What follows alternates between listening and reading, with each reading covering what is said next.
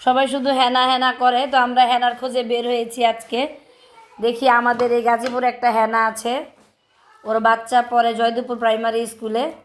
তো ওই বাচ্চার কাছ থেকে খবর নিয়েছি, তার মার নাম হেনা। এই যে আমরা খুঁজতে খুঁজতে হেনাকে পেয়ে গিয়েছি, এটাই হচ্ছে হেনা। এখন হেনা ওর বাসায় আমাদেরকে নিয়ে যাবে, ওর সাজানো সংসারটা কেমন আছে এটা দেখানোর জন্য।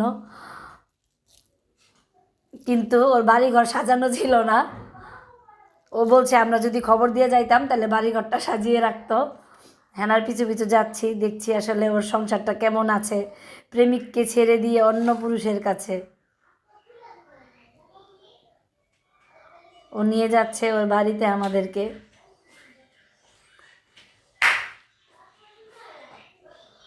ওর হাজব্যান্ডকেও খবর দিচ্ছে, হাজব্যান্ডকে আমাদেরকে দেখাবে। আসলে আমরা জানতে চাই হেনা কি সুখে আছে কি না। তো সে খুব খুশি আছে, সে বলল, এই যে দেখেন, সে বলতেছে হ্যাঁ আমি খুব সুখী, খুব ভালো আছি।